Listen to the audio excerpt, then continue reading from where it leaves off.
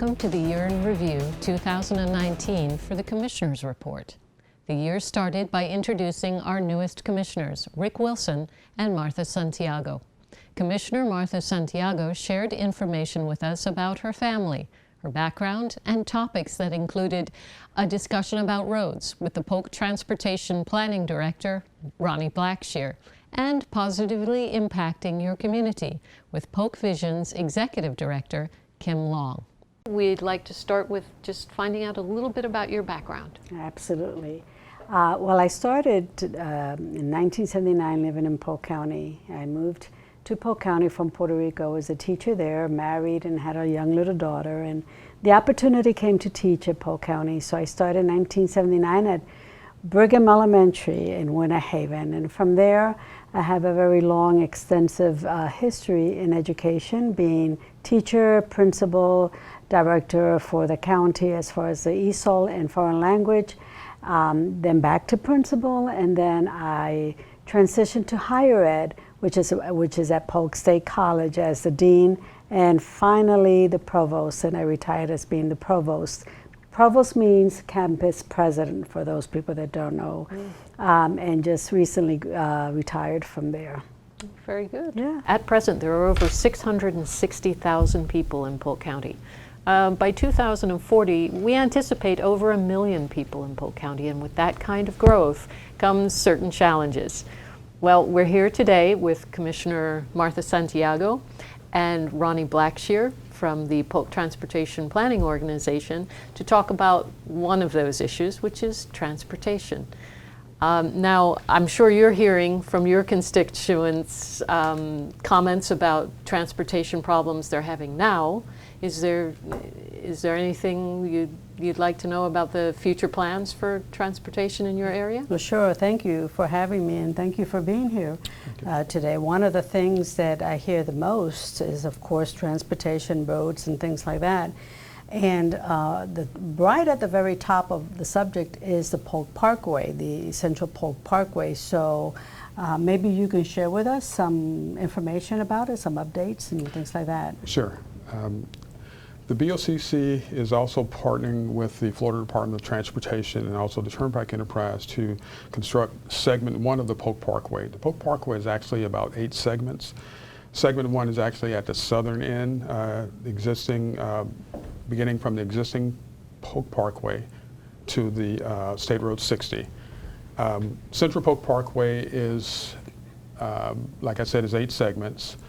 It's segment 1 that's being looked at with us partnering with the FDOT and the Turnpike Enterprise. Is the #1 TPO adopted priority project for 2018.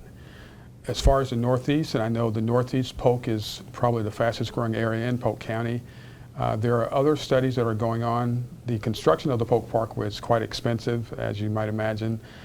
We have US 27 study that's going on. There are certain things that are actually happening in Osceola County, other studies, and I'll kind of get into some of the other projects that will affect the Northeast Polk as we move on.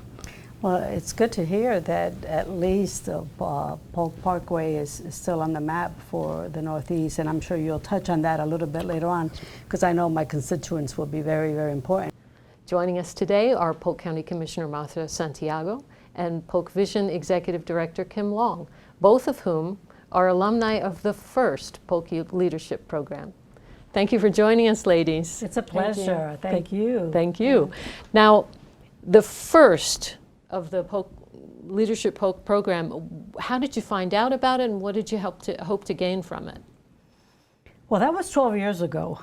Kim, hasn't it been? It's amazing how fast time has gone by. We're just announcing, just on the verge of announcing Leadership Polk Class 13. Yes. So it's been 13 years ago now. Yes. Yeah.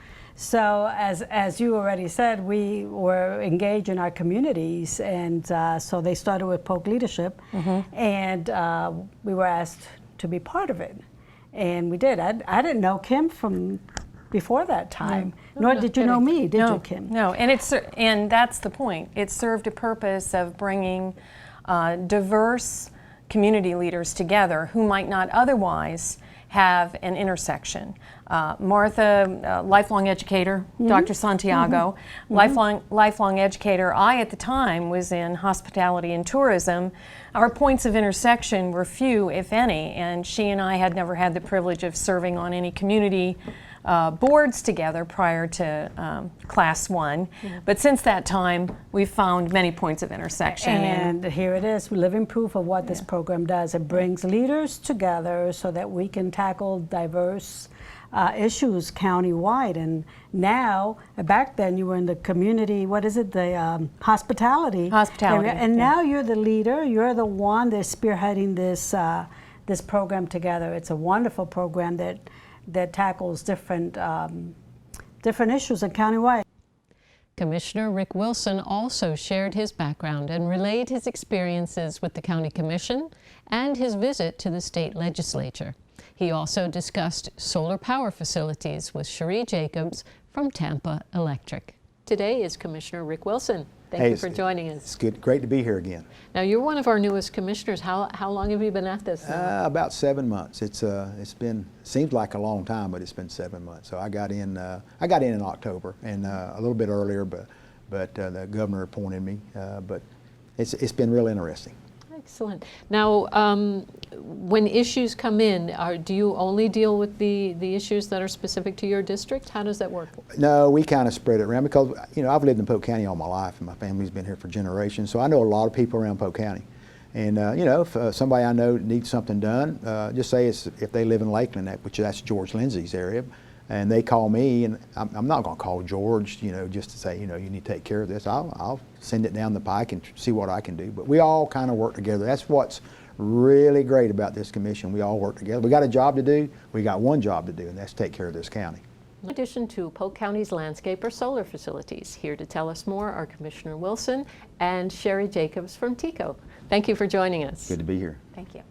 So how long does it take to build one of these solar facilities? Solar plants are one of the fastest kind of power plants to put up, and we put them up in about 6 months from beginning to end. We have right now one that's finishing construction, and it should be up in a few weeks. I've heard that, you know, it's very expensive.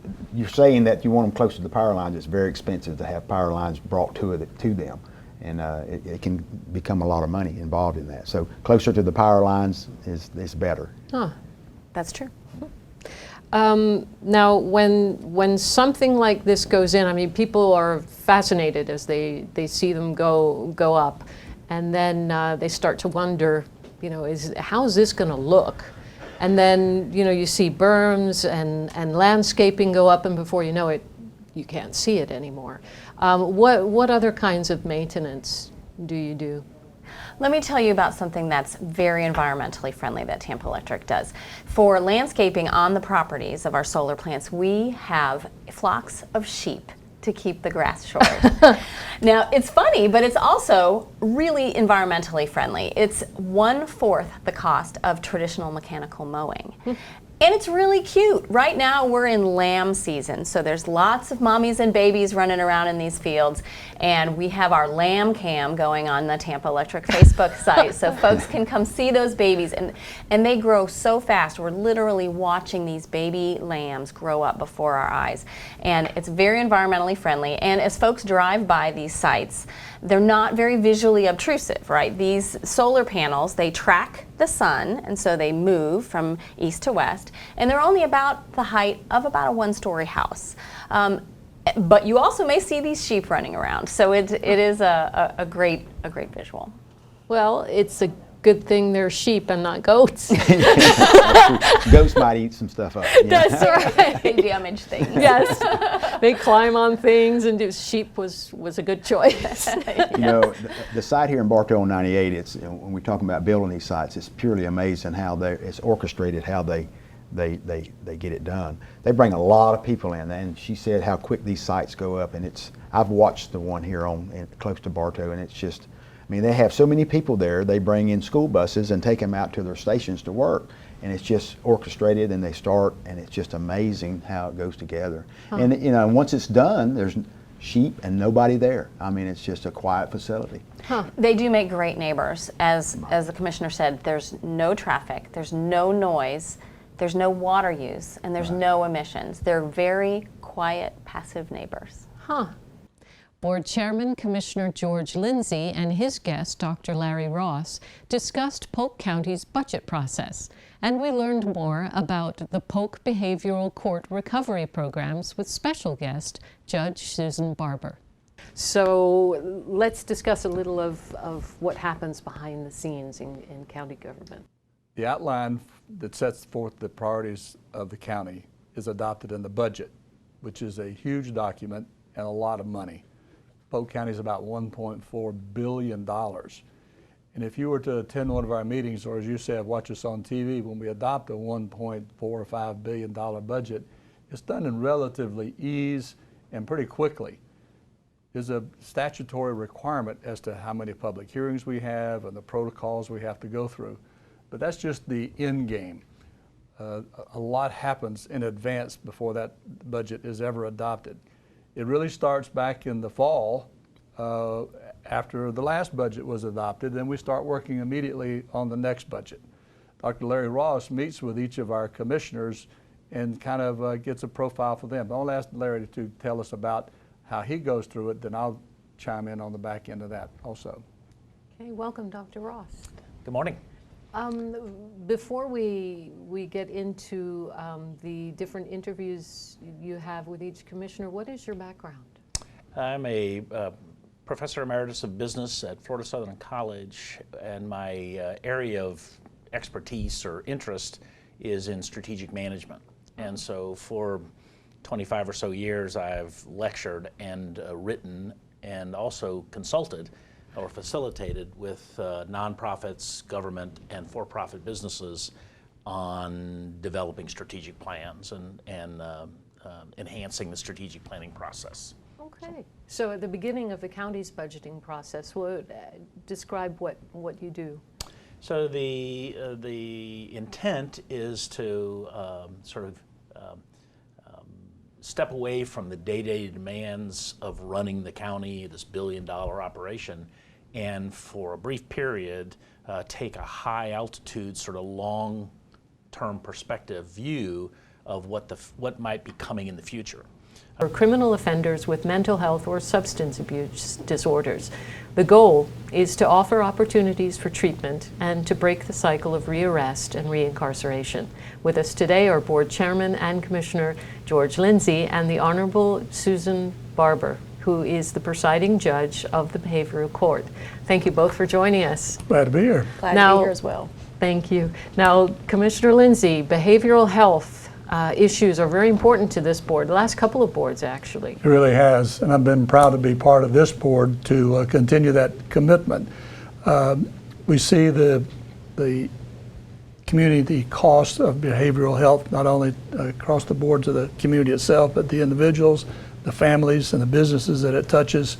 So through our community partners, the Board of County Commissioners has made available funds for behavioral health programs. Tri-County is one of our partners, Peace River Center is one of our partners, and of course Baycare is one of our partners in this regard. Each of these agencies and other variations of it make recommendations and requests of our Citizens Oversight Committee, who is the group that reviews these applications and makes recommendations to the Board of County Commissioners as to how we spend and allocate the revenues received from the indigent healthcare sales tax, which the voters renewed back a few years ago. Our community is blessed by the compassion of our people renewing that. And when I talk to my colleagues in other counties, they are quite envious that we have a dedicated funding source to address indigent healthcare in our community, and it pays great dividends. I'm pleased that the judge could be with us today and share some insights on the Behavioral Health Court. So what is the Behavioral Health Court, Judge Barber? How does it operate? Well, as you said, it began in 2007 here in Polk County really as a pilot program, and we began with misdemeanor criminal charges. Folks that had mental health disorders, some co-occurring disorders where mental health disorder is complicated by a substance abuse disorder, and they make their way into the criminal justice system with criminal charges, and addressing their housing in the county jail as a difficult situation for a number of people, including the cost involved in housing someone with a special need in the county jail, oftentimes housed separately and apart from other inmates with an increased cost. So we began our pilot program with the idea that we could address substantial mental health issues with members of our community, and in so doing we could address public safety issues. We could perhaps reduce recidivism with people who have mental health disorders and have just simply lost their resources, and as a result of a number of things are repeat offenders. And the pilot program was wildly successful, and it has been ever expanding since 2007. We do now have third-degree felony charges that are accepted into the program, and in the last couple of years we've started an offshoot of the program with a veterans treatment docket. Currently have 17 active veterans participating. Commissioner Bill Braswell gave us an update on fruit agriculture in the county and state. His guest, Gene Conrad, the executive director of the Lakeland Linder International Airport, discussed the impact of aviation on Polk County's economy. Eric DeHaven from the Southwest Florida Management District spoke with Commissioner Braswell about our water, where it comes from, and how we plan to continue to provide it. And Jay Jarvis, the Director of Roads and Drainage, shared his expertise on the process of maintaining the county's roads. When people think of blueberries, they're grown in Washington State and Oregon and Michigan. Cold places. Yeah, and now also in Georgia and Florida. How did that happen? So back in the 70s, one of the plant breeders at the University of Florida, for whatever reason, decided to try breeding blueberries that would bear fruit in warmer climates. And it actually turned out to be really successful. It started off real small, and then he basically handed these plants out across the state to farmers and said, hey, you want to try this? And so a few of them tried it, and it was a success. But the problem was, at that time there was no such thing as superfood. Nobody knew all the health benefits of it. So these guys really didn't have a market, so they weren't really that interested in it. And now, obviously it took off about 10 years later, and that's how we got where we're at. Because the blueberries are touted now as a superfood, Sure. all kinds of health benefits to eating them. So yeah, I mean, it's one of those things. They were one of the first fruits to be pointed to as a high in antioxidants, a lot of other things that's good about them, and so they really took off right at the right moment, and everybody was eating healthy, and everybody wanted blueberries. And the other thing about blueberries, that's a banana you got to peel it, a strawberry you got to cut the stem off or whatever. Blueberries, you just rinse them off in the sink and pop them in your mouth, and you've got a really good snack. Yep. So you grow blueberries. Yep. So how difficult is it to grow blueberries? Well, it's not easy. They don't really grow well in Florida soil. Actually, they don't grow in Florida soil at all. There's a few places in Florida that has a muck soil. They'll grow in there. But it's kind of weird the way the whole thing came about. A guy right here in Winter Haven figured out that you could put pine bark on top of the ground, put the blueberry plants in the pine bark, and they took off and grew great. Had great yields, lots of good fruit, and so that became the normal way of growing blueberries in the state of Florida. So what people do, they buy pine bark mulch, lay it on top of the ground in beds, and then plant the plants in the pine bark. Well, And when the roots hit the soil, they stop. They just don't like the soil at all. Now, citrus has taken a big hit in the Sure. last several years Yep. with greening and Right. things like that. What are if any, worries or the pests you need to worry about where blueberries are concerned? Foreign competition is our biggest pest.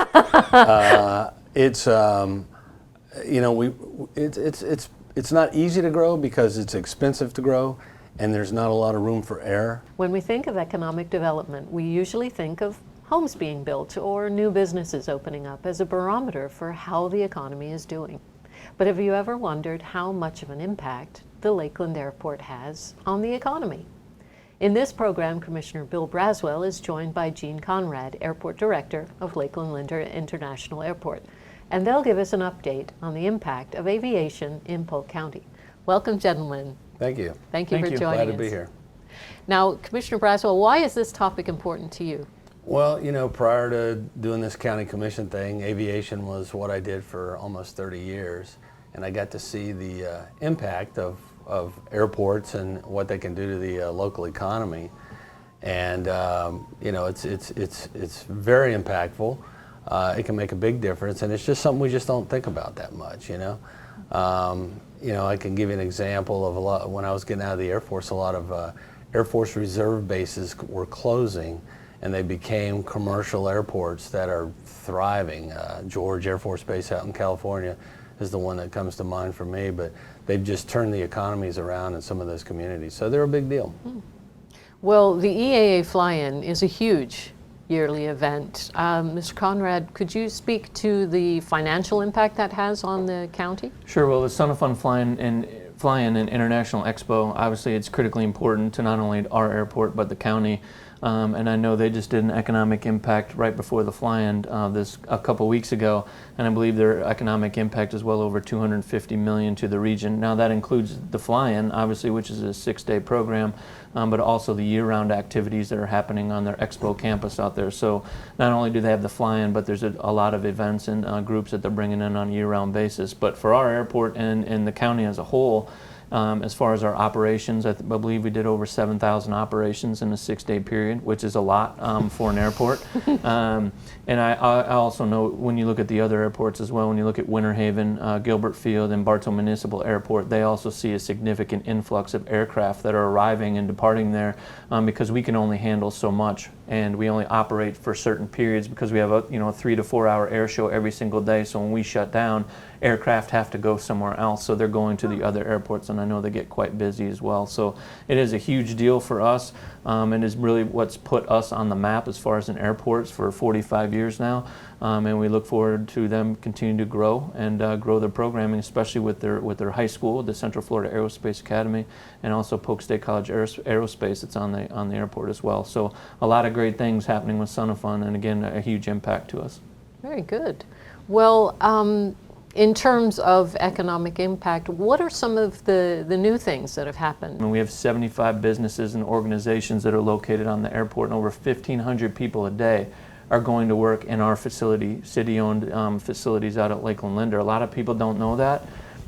It keeps us up a lot and keeps us busy because we have 1 million square feet of facilities, 1,700 acres that we take care of, and all this influx of people coming and going every single day. So it's a lot on a staff of 16 people. Economic impact was $574 million annually. Wow. So then when you take our impact, including Bartow and Winter Haven, and when you look at Lake Wales as well, we're probably, when you add it all up, well over 600 million, 650 million economic impact to our county every single year. And again, a lot of people don't know that because unless you're out there for Son and Fun or you work at one of our businesses, you're not seeing all of the activity. But we are driving a tremendous amount. In the last 9 years, over $150 million has been invested in our facility. Commissioner John Hall and Director of Waste and Recycling Anna Wood updated us on changes to the recycling program in Polk County. He also invited Mark Jackson, the Director of the Polk County Tourism and Sports Marketing, to discuss how tourism and sports are a major driving force in our economy. And he spotlighted one of his favorite community charities, Canines for Cops, discussing their mission with the program's director, Michelle Robert, and Polk County Sheriff's Captain Greg Gorick. When I drive down my street, it's easy for me to see that my definition of recycling and what's recyclable is different from my neighbor's, and it's probably different from yours. So if it's okay with you, let's start, and we'll defer to your years of experience, and let's start with the definition of recycling and recyclable. What is it? You are correct. Recycling for us in the industry is a process that starts with the resident and ends when a product is manufactured from that type of material. Many times from the resident standpoint, recycling is rolling the cart to the curb and putting all this material there, and the process stops there. Okay. Well, in October of 2018, Polk County stopped recycling glass products. Why was that? Well, we've stopped recycling several different products, not just glass, but recycled material is demand driven. So if there's no demand for the material, then there's no reason to put it in a recycle bin, because all it's going to cause is for someone at a point where that recycled material goes to have to sort through it, send some of it to a landfill, send the other on to recycling. The problem that we get into when you start to commingle those things is that you can cause contamination to the material that is actually recyclable. If you put glass in with cardboard and it is dumped into the truck, the glass breaks. Now you have the potential to contaminate all of the cardboard that's in that truck. Oh. So we've stopped recycling several different things, and we get calls on them all the time to say, hey, other people are doing this, why aren't you? Yeah. But it is, like I said, it's demand driven. So if there's no demand, we don't do it. With us now are Commissioner John Hall and County Manager Jim Freeman. Welcome, gentlemen. Thank you. It's good to be here. Thank you for joining us. Let's start with how much experience the two of you have had with the county, because I know you've been around for a while now. Mr. Freeman, how many years have you worked for the county? I started working for Polk County in 1989, so almost 30 years. Wow. And how about you, Commissioner Hall? I some people might not know that you started out working for the county. Yes, I did. I worked on the employee side for almost 35 years before I retired to run for the board. I started in May of 1975, so it's been over 40 years now. How about that? Yes. Now, for those who don't know, Mr. Freeman, you recently made an announcement. What was that? Well, I informed the board a couple of months ago that I'll be retiring on my last day is July 31st of this year. So I'm working out my notice right now. Wow. Now, what was your journey, your employment journey through the county? Where did you start? My background is in information technology. Now, the type of technical work I did in the 70s and 80s, technology's totally changed, but that's where I started. So the Polk County hired me originally as the Director of Information Technology, and I did that for several years. Then I was promoted to the department head over all of the, what we called administrative services, all the internal services, personnel and human risk management and procurement and IT. Then became a deputy county manager in the early 2000s, and then became county manager in 2010. Oh. And how about you, Commissioner? Well, one of the things that Jim left out when he was naming all of those divisions was facilities management, and I don't know how you could overlook that, because that's where I came from. Jim actually promoted me to division director at facilities management in 1999, after he had been named as the admin services director. So we've had a long working relationship, either working with each other, me working for him, and now as it ends up him working for me as a county commissioner. It's been a great ride, I think, for both of us so far. And there's things when you get to this point that you can't buy. And that is institutional memory. When you start to get decades behind you here, and it's things that have been done for the county's benefit that people are quite unaware of. Thank you for joining us for this year in review for the Commissioner's Report 2019. We are wishing you a Merry Christmas and a Happy New Year.